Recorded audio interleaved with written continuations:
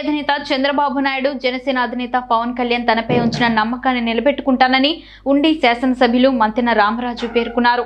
TDP Janasena ఉమ్మడి జాబితాలో తన పేరు ఖరారు చేయడంపై ఆయన మాట్లాడుతూ అత్యధిక మెజారిటీతో ఉండి స్థానాన్ని గెలుపొంది అధినాయకులకు బహుమతిగా ఇస్తానన్నారు. మాజీ ఎమ్మెల్యేలకు తనకు చిన్న చిన్న మనస్పార్థాలు లేవని, ఇవన్నీ కుటుంబ కలహ లాంటివేనని, అన్ని సర్దుకుపోతాయంటున్న రామరాజుతో మా ప్రతినిధి Chandrashekar face to face. Ramaraju గారి దగ్గర ఉన్న ఈ ఉత్కంఠ పోరులో శివరామరాజు గారికి రామరాజు గారి దగ్గర మధ్య అయితే ఉత్కంఠ పోరు అయితే నడిచింది. ఈ పోరులో భాగంగా ఈరోజు అయితే అధిష్టానం నుంచి అనౌన్స్ చేయడం అయితే జరిగింది.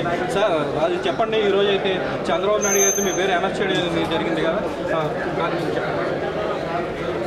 గౌరవనీయులు మా తెలుగుదేశం పార్టీ జాతీయ అధ్యక్షులు చంద్రబాబు నాయుడు గారు ఎంతో ఆలోచన మేరకైన గతంలో కూడా సిట్టింగ్లందరికీ కూడా మరొకసారి పోటీ చేసే అవకాశం ఇస్తామని చెప్పారు.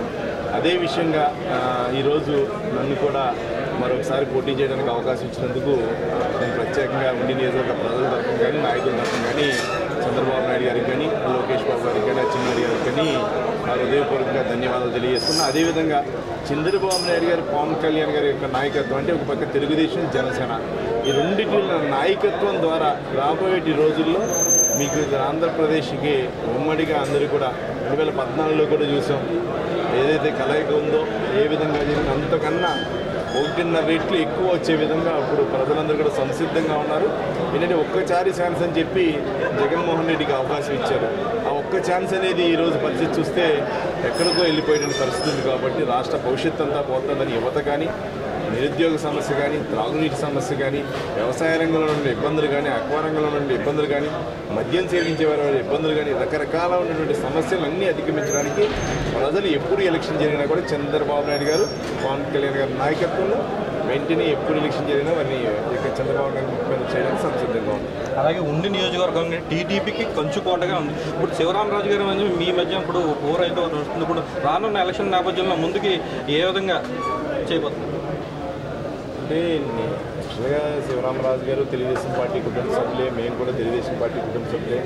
ఎన్ని కుటుంబంలో చిన్న చిన్నవి వస్తూ ఉంటాయి, అన్నీ కూడా మాట్లాడుకుని చేసుకుంటాం. తప్పనిసరిగా అట్లాంటి వాటిల్లో ఎక్కడా కూడా ఇబ్బంది ఉండదు. ఎందుకంటే శివరామరాజు గారు, మేము కూడా ఎప్పుడూ కూడా ఆయన కూడా 3 పర్యాయాలు పోటీ చేయడం జరిగింది, 2 పర్యాయాలు గెలవడం జరిగింది. నేను 1 పర్యాయం పోటీ చేయడం జరిగింది, గెలవడం జరిగింది. ఎప్పుడూ కూడా మనస్పర్ధలు ఎప్పుడూ లేవు. మధ్యలో ఏదన్నా ఇలాంటి సిట్యుయేషన్లో కూడా ఎక్కడా లేదు. మాకు వ్యక్తిగతంగా ఎక్కడా కూడా ఏ విధమైన ఇబ్బందులు లేవు. తప్పనిసరిగా ఆయన కూడా తెలుగుదేశం పార్టీ ఏదైతే ఆదేశించిందో ఆదేశాల మేరకు ఆయన కూడా తెలుగుదేశం పార్టీని గౌరవించి, నేను కూడా గౌరవించి అదేవిధంగా ముందరికి వెళ్తామని చెబుతున్నాను.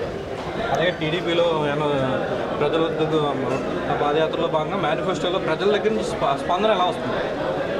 ప్రజలు చెప్తా ఉన్నారు, ఏదో ఒకసారి ఛాన్స్ ఇచ్చాము, ఛాన్స్ ఇస్తే ఈరోజు అసలు ఎక్కడా కూడా ఏ విధమైన అన్ని రకాల ఇబ్బందులు ఉన్నాయి. నిత్యావసర వస్తువులు పెరిగిపోయినాయి, అదేవిధంగా మద్యం రేటు విపరీతంగా పెరిగిపోయింది.